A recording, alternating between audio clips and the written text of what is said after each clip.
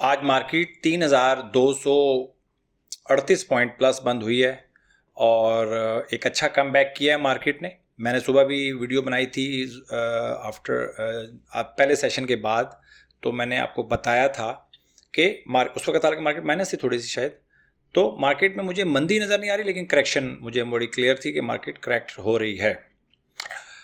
और परेशान आप उस वक्त ज़्यादा होते हैं जब आपके पास सारे आइटम्स लॉस वाले खड़े होते हैं। जब आप स्टॉप लॉस के साथ निकल जाएंगे तो आपको बहुत ज़्यादा फील नहीं होगा। आपको फील इसी वजह से होती है मंदी कि आपके पास आपके पोर्टफोलियो में जो स्टॉक्स पड़े होते हैं वो एक दिन जब आप गुजार देते हैं मंदी का, और सेकंड डे जब आप मंदी हो जाती है, आज शुक्र करें तीसरे दिन मंदी नहीं हुई।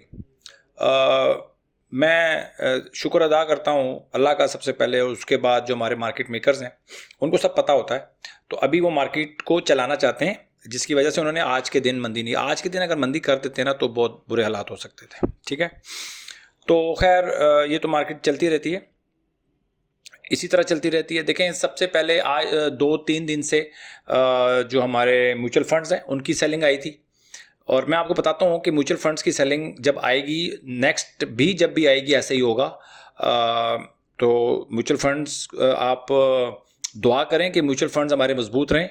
क्यों मजबूत रहें कि फॉरनर्स जो हैं वो मुसलसल सेलिंग में, मुसलसल सेलिंग में इतनी बड़ी तेज़ी आज तक मैंने विदाउट फॉरनर्स नहीं देखी। ठीक है जी, मैंने नहीं देखी, किसी और ने अगर देखी हो तो मुझे कमेंट सेक्शन में बता सकता है कभी उसने कोई तेज़ी इतनी बड़ी देखी हो और विदाउट फॉरनर्स, फॉरेन बाइंग उसने देखी हो। मैंने कभी नहीं देखी जी। तो आज मार्केट ठीक रही। आज का जो वॉल्यूम अगर देखा जाए तो वॉल्यूम थोड़ा कम था। आज 321 मिलियन का वॉल्यूम हुआ है। हमारा जो 5 दिन का वॉल्यूम चल रहा है वो 480 मिलियन का चल रहा है। तो आज थोड़ा सा वॉल्यूम कम था, और टर्नओवर अगर देखा जाए तो टर्नओवर भी आज कम था पिछले लास्ट 5 डेज को अगर कंपैरिजन किया जाए तो। अच्छा, जो ज़्यादा इंपॉर्टेंट चीज़ है वो है हमारी पोर्टफोलियो इन्वेस्टमेंट का। मतलब ये है कि हमारे जो फॉरनर्स हैं उनकी क्या सिचुएशन रही है।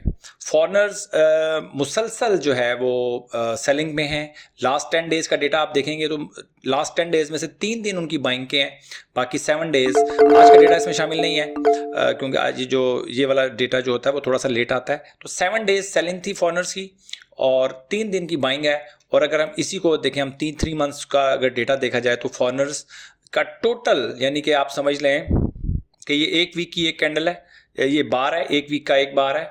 तो सिर्फ 3 महीनों में सिर्फ एक वीक ऐसा है जिसमें वो नेट बाइंग में थे फॉरनर्स मुसलसल सेलिंग कर रहे हैं। और मार्केट इतनी तेज़ हुई, मैंने जब भी ये पोर्टफोलियो इन्वेस्टमेंट की वीडियो बनाई है तो मैं हमारे जो लोकल इन्वेस्टर्स हैं उनको शाबाश देता था कि यार इतनी तेज़ी, इतना यानी कि उन्होंने स्ट्रेंथ शो की कि फॉरनर्स को भी पिछाड़ के रख दिया उन्होंने। मुसलसल 3 महीने से फॉरनर्स सेलिंग में है, अभी तक उनका मोड चेंज नहीं हुआ। वो सेलिंग मोड में है, मोड उनका अभी तक चेंज नहीं हुआ, ना मोड चेंज हो रहा है ना ही मूड चेंज हो रहा है। तो आगे देखते हैं क्या होता है। बहरहाल पिछले 2 दिन की अगर आपने करेक्शन देखी हो तो आपको अंदाज़ा हो जाएगा कि हमारी म्यूचुअल फंड्स की वजह से ही मार्केट खड़ी हुई है। ठीक है, अगर म्यूचुअल फंड्स को मज़ीद सेलिंग करनी पड़ती है, देखें रीज़न कोई भी हो सकता है। लोग कहते हैं जी कि दिसंबर एंड चल रहा है तो उसने डिविडेंड देना होता है, कैश निकालना होता है। तो देखिए, ये सारी चीज़ें पहले से डिस्काउंटेड होती हैं, सबको पता होता है। ज़रूरी थोड़ी है कि आप सबको पता था कि जी दिसंबर आ रहा है, उसने कोई भी सेलिंग कर सकता है, उसको कैश की ज़रूरत हो सकती है, वट कुछ भी हो सकता है। तो ये जो करेक्शन किसी भी वक्त आ सकती है, और आप सोचेंगे शायद दिसंबर में, जनवरी के शुरू में नहीं आ सकती। ऐसा कुछ नहीं है। ये करेक्शन, सेलिंग, बाइंग, ये डिमांड एंड सप्लाई, किसी भी वक्त डिमांड क्रिएट हो सकती है, किसी वक्त सप्लाई क्रिएट हो सकती है। आपने अपने उसूलों को नहीं छोड़ना, आपने बहुत सारे फैक्टर्स को कवर नहीं करना। आप अपनी स्ट्रेटजी को कवर करेंगे, वो स्ट्रेटजी आपकी खेलेगी।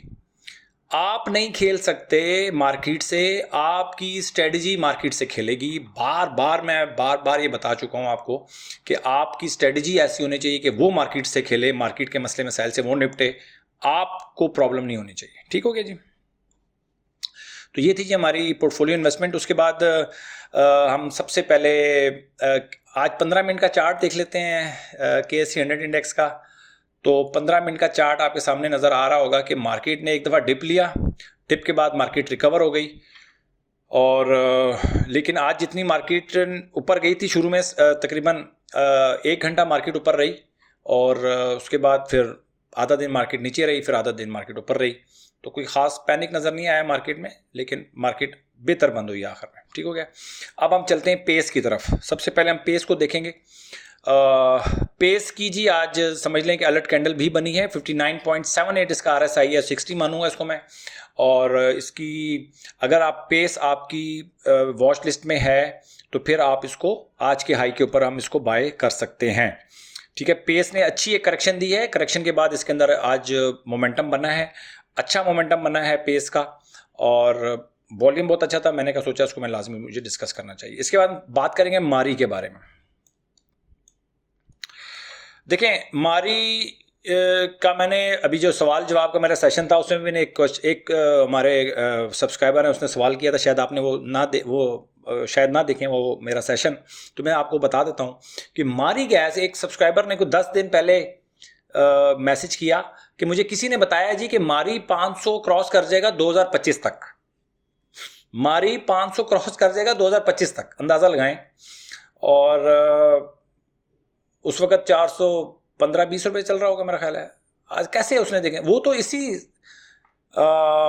आप समझ लें कि वो तो इन 4-5 दिनों में, मतलब आप देखें 3 दिसंबर को उसका रेट था, जब हमारी अलर्ट कैंडल बनी है तो उसका रेट था तो उसका रेट था जी 560। ठीक है, अलर्ट कैंडल बनने के बाद 560 से वो 900 हो गया, और वो 560 का जो था हमारा लेवल 5 दिसंबर और 16 दिसंबर को, यानी कि 10 से 11 दिनों में वो 900 हो गया। आप मुझे बताएं ऐसा क्या हो गया है कंपनी के अंदर, ऐसी कौन सी खुदाई करके उन्होंने तेल निकाल लिया है, गैस निकाल ली, कितना एक निकाल लिया है। ठीक है, ऐसा तो हो नहीं सकता कि अरबों रुपए की कंपनी हो और अगले 10 दिनों में उतनी एक और कंपनी साथ खड़ी हो जाए, इतना बड़ा प्रॉफिट हो जाए। ऐसा कुछ नहीं होता मार्केट के अंदर। ये सिर्फ फंडामेंटल्स वालों को मैं बता रहा हूँ मैं आपको बात। देखिए, मार्केट के अंदर ऐसा कुछ नहीं होता कि 10 दिनों में मार्केट, अगर कंपनी 100 फर्ज कर लें मिलियन डॉलर की है तो 10 दिनों के बाद वो 200 मिलियन डॉलर की हो जाए। ऐसा कुछ नहीं होता। कंपनी अपने तरीके से काम कर रही होती है, बिजनेस अपने तरीके से चल रहा होता है। ये डिमांड एंड सप्लाई होता है। स्टॉक मार्केट जो है वो डिमांड एंड सप्लाई है। इसलिए मैं बार बार ये कहता हूं कि फंडामेंटल्स को देखें, बट ऐसा नहीं है फंडामेंटल्स 10% मूव करेंगे, स्टॉक 100% मूव कर जाएगा। फंडामेंटल्स हो सकता है 10% पीछे की तरफ मूव करें, स्टॉक 200% आगे चला जाए। नोबडी नोज कि क्या हो सकता है मार्केट के अंदर। इसलिए प्राइस एक्शन को देखा करें, प्राइस को देखा करेंगे, प्राइस क्या चल रही है। ठीक है, तो ये बहुत इंपॉर्टेंट है। और उसके बाद आप देख लें कि 3 दिन उसमें मंदी आई, आज वो ठीक हो गया। बट जो टीकेटी में अब अगर देखें, आज इसमें बेहतर हुआ है। मंडे को इसकी जो भी होगी ना, इसकी तेज़ी निकल जाएगी। अगर इसके अंदर कोई वाकई कोई सेलिंग हुई तो मंडे को भी सेलिंग आ जाएगी इसके अंदर। और अगर मंडे को ये खड़ा होता है तो हमारी टीकेटी वैसे ही आपको इजाज़त दे देगी कि आप इसमें बाई कर सकते हैं। ठीक है, हमारी टीकेटी ने लास्ट जो आपको बाइंग करवाई थी वो था 560 के बाद इसने 900 तक मूव किया है। मारी अगर आपकी वॉच लिस्ट में था और आपने 560 में बाइंग नहीं की तो आप टीकेटी को नहीं कर रहे, फॉलो नहीं कर रहे सही तरीके से। ठीक है, 200 को आजकल हमने छोड़ा हुआ है, इसलिए कि 200 इसके 3500 के बाद जब एक्स हुआ था तो 200 की मूविंग एवरेज आजकल इसके ऊपर काम नहीं कर रही, तो हम सिर्फ 45 की मूविंग एवरेज को इस पर काम कर रहे हैं और RSI इसके ऊपर काम कर रही है। ठीक हो गया। अब हम आगे चलते हैं। हाँ, आप मारी वालों को मैं क्लियर कट बता दूं कि मारी वाले मंडे का इंतजार करेंगे। मंडे को अगर तेज़ी हुई तो मंडे के हाई के ऊपर आप मंगल को बाय करेंगे। ठीक है, अब आगे आपकी किस्मत। उसके बाद है जी मारी के बाद पीपीएल ने बहुत अच्छी करेक्शन ली है। 3 दिन लगातार गिरा है जी मारी के साथ। इसने मारी का साथ नहीं छोड़ा, मारी के साथ साथ इसने मूव किया है। और जो हमारी आज इसकी 63.11 है। तो लास्ट जो कैंडल बनी थी हमारी लास्ट, उस कैंडल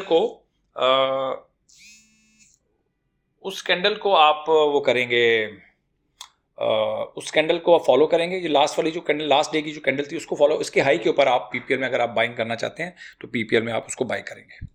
इसके बाद है आपके पास ओजीडीसी सेम पीपीएल के तर्ज पे काम कर रहा है। और ओजीडीसीएल में आप समझ लें कि आज अलर्ट कैंडल भी बनी है। आज के हाई के ऊपर आप ओजीडीसी को भी बाय कर सकते हैं मंडे को। ठीक हो गया जी। अच्छा जी, इसके बाद है हमारे पास ये मेरा ख्याल है आज के लिए इतना ही काफ़ी है, और इतनी डिस्कशन काफ़ी है। मज़ीद एक और वीडियो मैं डालूंगा इंशाल्लाह, इतवार को आएगी। इतवार को मज़ीद हम 7-8 जो स्टॉक्स हैं उसको मैं अभी शाम में उसको मैं रिकॉर्ड कर लूँगा, वो आपको इतवार को वीडियो मिल जाएगी। अपना बहुत ख्याल रखें, अपनी इन्वेस्टमेंट का ख्याल रखें। बहुत हार्ड अर्न मनी लोग लेकर आते हैं हमारे पास, जो खासकर जो रिटेल में हम जिनको डील करते हैं ना लोगों को, उनकी बहुत हार्ड अर्न मनी होती है, तो उसका बहुत ज़्यादा फिक्र करते हैं हम। और जो असल जो मैं आपको बता दूं कि जो असली काम करने वाले हैं ना स्टॉक मार्केट में, जो लोग इन्वेस्टर हैं, बड़े इन्वेस्टर जो हैं, वो तो मानते ही नहीं है पब्लिक को। वो कहते हैं पब्लिक ना आए स्टॉक मार्केट में। वो कोई सिंपैथी नहीं रखते जी, कोई नरम गोशा नहीं है उनके दिल में आवाम के लिए, जनरल पब्लिक के लिए। वो तो कहते हैं भाई स्टॉक मार्केट जनरल पब्लिक के लिए बना ही नहीं है, वो आते हैं तो म्यूचुअल फंड के थ्रू आएँ, वो डायरेक्ट काम ना करें। तो उनको गलत साबित करने के लिए, उनका मुकाबला करने के लिए आपको स्टॉक मार्केट में सीखना पड़ेगा। ठीक है, मैं बार बार कहता हूँ, उनका मुकाबला करने के लिए, क्योंकि उनके दिल में आपके लिए कोई नरम गोशा नहीं है। ठीक है, आपकी उनको ज़रूरत नहीं है। आप भूल जाएं कि आपको उनको आपकी ज़रूरत है। ठीक है, वो बॉदर ही नहीं करते। तो आप सीखेंगे तो उनका मुकाबला कर सकते हैं, नहीं सीखेंगे तो फिर बहुत मुश्किल है स्टॉक मार्केट से पैसा बनाना। अपना बहुत ख्याल रखें। Thank you very much.